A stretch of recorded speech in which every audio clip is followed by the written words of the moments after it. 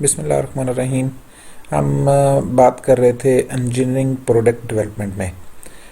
हम अपनी इस वीडियो सीरीज़ में कुछ प्रोडक्ट्स को आज से प्रैक्टिकली डिस्कस करना शुरू कर रहे हैं और हम इनकी प्रैक्टिकल अप्रोच को ही ज़्यादा टाइम देंगे, क्योंकि थ्योरेटिकल बातें तो आपको बहुत सारी मिल जाएंगी, बहुत सारी वीडियोस भी आपको मिल जाएंगी जिनमें के प्रोडक्ट ऐसा होना चाहिए, वैसा होना चाहिए, जो है वो गुड लुकिंग होना चाहिए। ये बातें हर बंदे को अंदाज़ा हो जाती हैं, किसी भी कॉमन सेंस वाले आदमी को, कि प्रोडक्ट जो है वो किन किन फीचर्स के साथ होना चाहिए, क्योंकि वो हज़ारों प्रोडक्ट्स का खुद यूज़र है। तो जो खुद यूज़र है, हम अपनी रोज़मर्रा ज़िंदगी में जितनी चीज़ें यूज़ करते हैं तो हमें पता है कि हम किस तरह की चीज़ों को प्रेफर करते हैं।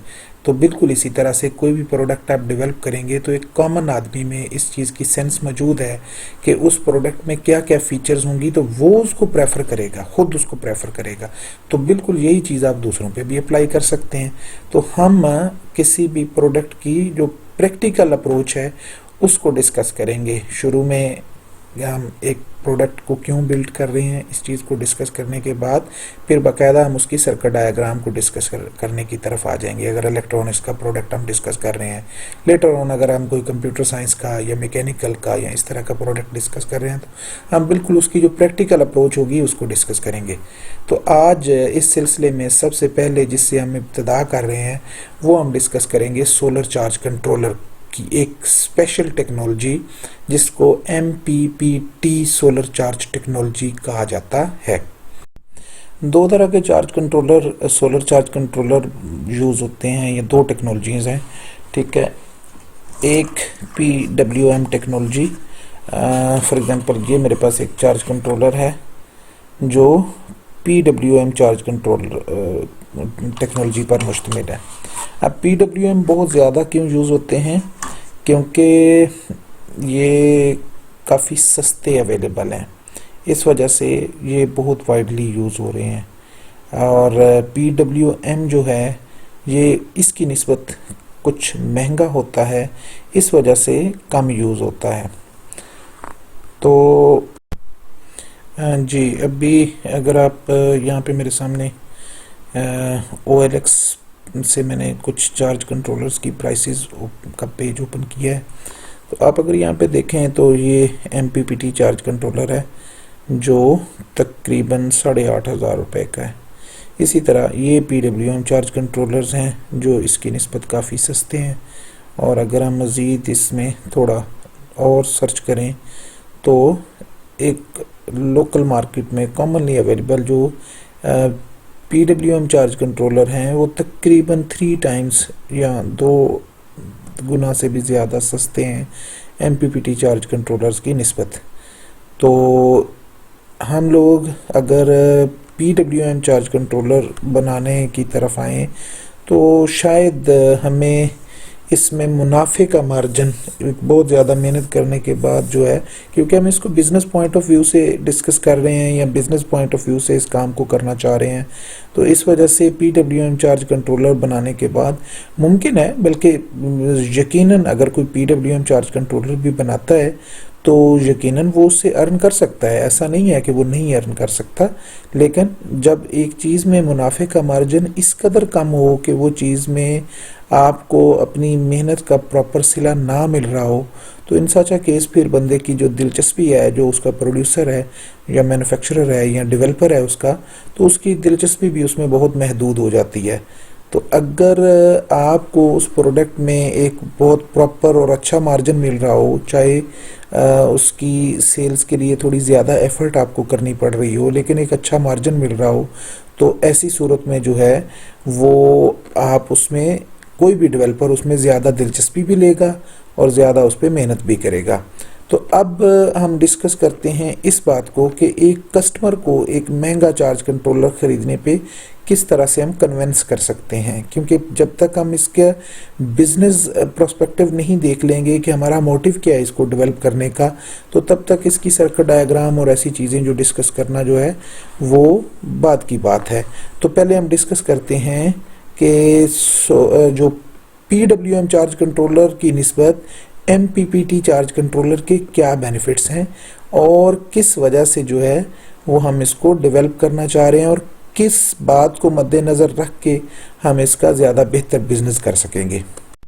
जी, तो अब हम बात करते हैं कि हम एक सोलर चार्ज कंट्रोलर की महंगी टेक्नोलॉजी को क्यों डेवलप करना चाह रहे हैं। उसकी निस्बत अगर PWM चार्ज कंट्रोलर काफ़ी सस्ता है और बहुत ही रिजनेबल प्राइस में है तो लोग तो इस सस्ती चीज़ को प्रेफर करेंगे और कर भी रहे हैं।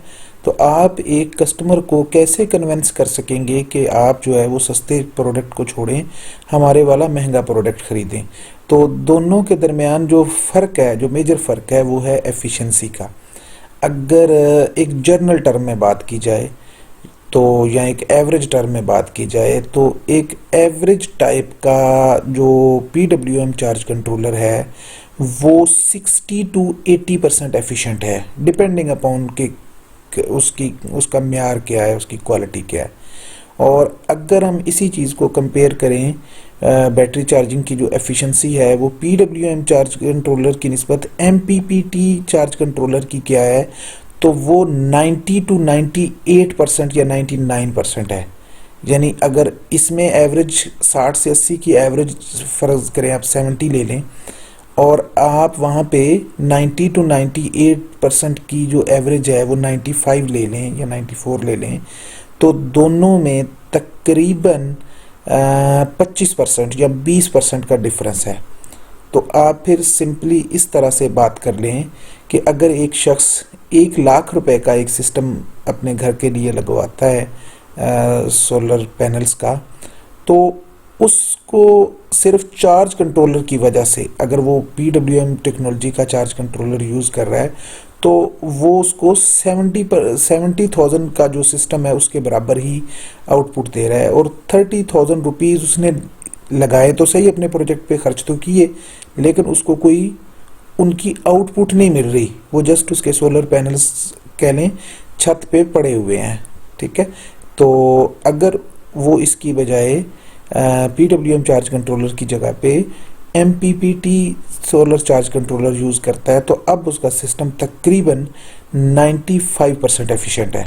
यानी उसको 1 लाख का अगर उसने सिस्टम लगाया है तो उसको 95,000 के इक्विवेलेंट जो सिस्टम है उसकी आउटपुट मिल रही है। 100% तो कोई भी सिस्टम एफिशिएंट नहीं होता, ये साइंटिफिकली ही पॉसिबल नहीं है।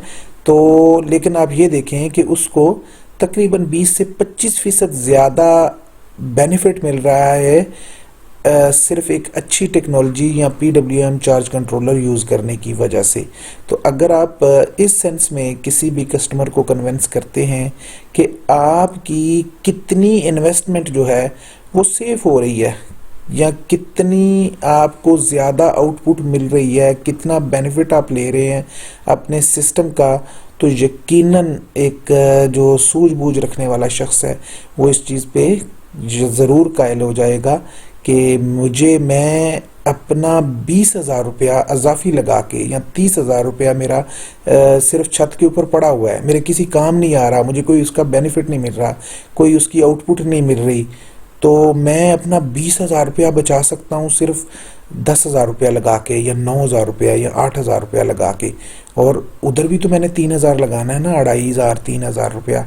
तो मैं अगर सिर्फ 7,000 रुपया अजाफी खर्च कर लेता हूँ या 6,000 रुपया अजाफी खर्च कर लेता हूँ तो मुझे उसकी जगह पे 20 से 25,000 रुपये का फ़ायदा हो रहा है। तो मेरा सिस्टम जो है वो 20 से 25,000 रुपये के इक्विवेलेंट ज़्यादा आउटपुट मुझे दे रहा है। और ये आउटपुट सिर्फ 1 महीने के लिए नहीं है, ये लाइफ टाइम के लिए है। और यानी जब तक मैं इस सिस्टम को इस्तेमाल करता रहूँगा ये तब तक के लिए है। तो यकीनन अगर आप इस चीज़ को सामने रखेंगे तो आपके माइंड में ये चीज़ क्लिक करेगी कि आप ज़्यादा अच्छा बिजनेस किस प्रोडक्ट के साथ कर सकते हैं।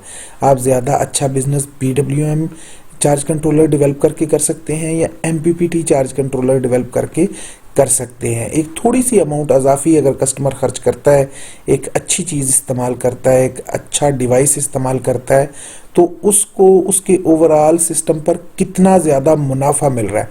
तो इन द एंड कौन सी चीज़ ज़्यादा बेनिफिशिएंट हो गई किसी भी कस्टमर के लिए, वो है दोनों को अगर कंपेयर करें, दोनों टेक्नोलॉजीज़ को, तो MPPT जो चार्ज कंट्रोलर टेक्नोलॉजी है ये विनर है जी। इससे नेक्स्ट वीडियो में हम MPPT चार्ज कंट्रोलर के जो सब सिस्टम्स हैं उनको डिस्कस करना शुरू करेंगे और MPPT चार्ज कंट्रोलर का वर्किंग प्रिंसिपल डिस्कस करेंगे सबसे पहले कि किस वजह से वो ज़्यादा एफिशिएंट है बैटरी चार्जिंग में।